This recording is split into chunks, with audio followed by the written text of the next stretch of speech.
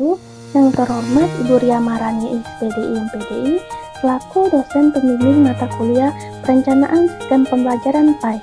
Perkenalkan, nama saya Novel Intan Permata Putri, NIM 2411003473. Dari kelompok 9, langsung saja ke materi saya. Latar belakang perlunya perencanaan pembelajaran yang terstruktur untuk mencapai tujuan pendidikan. Silabus sebagai pedoman utama guru dalam mengajar. Silabus adalah rencana pembelajaran untuk satu semester, di mana di dalamnya terdapat standar kompetensi dasar, tujuan pembelajaran, media, dan sumber serta alat evaluasi yang digunakan.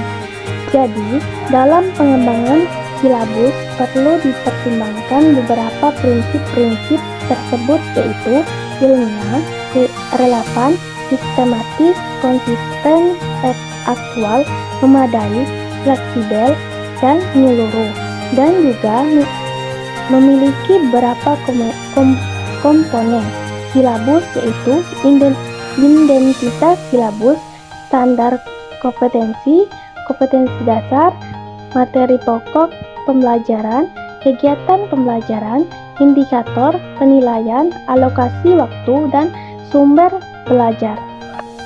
Pengertian pengembangan silabus dan komponen silabus.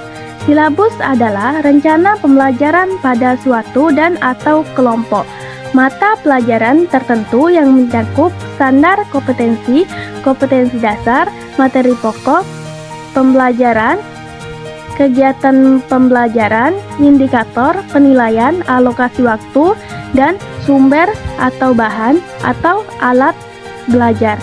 Pengembangan terhadap kompetensi pokok dalam silabus merupakan kewenangan guru, karena gurulah yang tahu kondisi real yang sebenarnya terjadi pada lingkungan belajar siswa. Komponen pengembangan silabus dalam kurikulum tingkat satuan pendidikan terdiri beberapa komponen, yaitu yang pertama, standar kompetensi mata pelajaran. Standar kompetensi mata pelajaran adalah batas dan arah kemampuan yang harus dimiliki dan dapat dilakukan oleh peserta didik setelah mengikuti pembelajaran. 2. Kompetensi dasar adalah kompetensi minimal pada tiap mata pelajaran yang harus dicapai siswa. 3. Hasil belajar bisa berbentuk pengetahuan, keterampilan, maupun sikap. 4. Indikator hasil belajar adalah ciri penanda ketercapaian kompetensi dasar. Indikator dalam silabus berfungsi sebagai tanda-tanda yang menunjukkan terjadinya perubahan perilaku pada diri siswa. 5. Materi pokok adalah pokok-pokok materi yang harus dipelajari siswa sebagai sarana pencapaian kompetensi dasar. 6. Kegiatan pembelajaran adalah bentuk atau pola umum kegiatan pembelajaran yang akan dilaksanakan. 7. Alokasi waktu. Alokasi waktu adalah waktu yang diperlukan untuk menguasai masing-masing kompetensi dasar. 8. Adanya penilaian. Penilaian adalah jenis, bentuk, dan instrumen yang digunakan untuk mengetahui atau mengukur keberhasilan belajar siswa. B. Prinsip pengembangan silabus. Terdapat beberapa prinsip yang harus dijadikan dasar dalam pengembangan silabus, yaitu yang pertama ilmiah, keseluruhan materi dan kegiatan yang menjadi muatan dalam silabus harus benar dan dapat dipertanggungjawabkan secara keilmuan. 2. Relevan. Cangkupan kedalaman, tingkat kesukaran dan urutan penyajian materi dan dalam silabus sesuai dengan tingkat pengembangan fisik, intelektual, sosial, emosional, dan spiritual siswa. 3. Sistematis. Komponen silabus saling berhubungan secara fungsional dalam pencapaian kompetensi. Konsisten. Adanya hubungan yang konsisten antara kompetensi dasar, indikator, materi pokok, pengalaman belajar, dan sistem penilaian. 5. Memadai. Cangkupan indikator, materi pokok, pengalaman belajar, dan penilaian cukup untuk menunjang pencapaian kompetensi dasar. 6. Aktual dan kontekstual. Materi dan pengalaman belajar memperhatikan perkembangan ilmu, teknologi, dan seni muktahir, serta terkait dengan kehidupan nyata. 7. Fleksibel. Keseluruhan komponen silabus dapat mengakomodasikan keragaman peserta pendidik, serta dinamika perubahan sekolah terutama masyarakat. 8. Menyeluruh. Komponen silabus mencakup keseluruhan ranah kompetensi kognitif, efektif, dan psikomotor. C. Langkah-langkah pengembangan silabus. Langkah-langkah pengembangan silabus berdasarkan panduan pendidikan.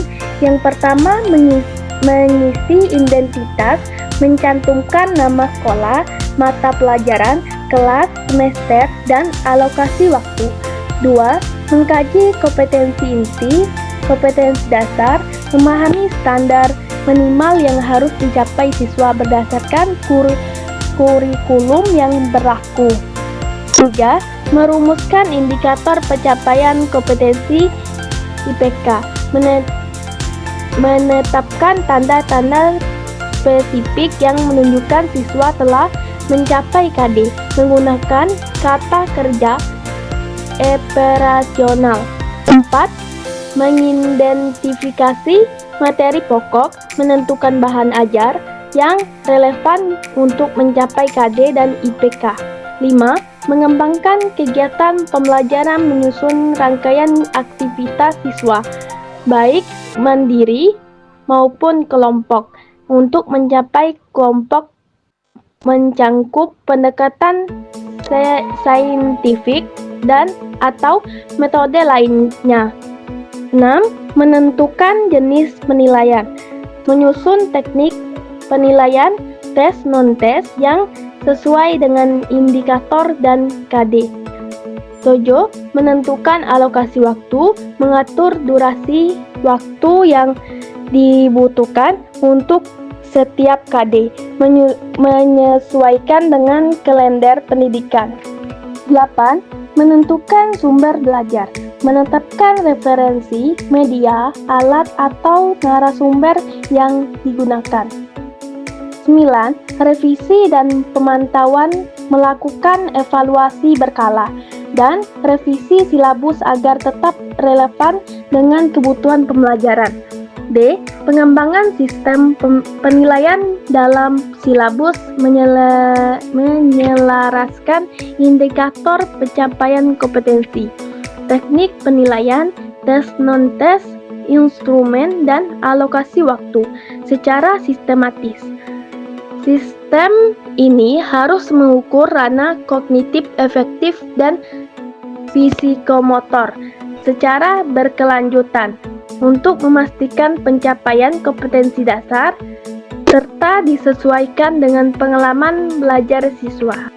Kesimpulan, silabus adalah rencana pembelajaran pada suatu dan atau kelompok mata pelajaran tertentu yang mencakup standar kompetensi, kompetensi dasar, materi pokok, pembelajaran, kegiatan pembelajaran, indikator penilaian, alokasi waktu, dan sumber atau bahan atau alat belajar.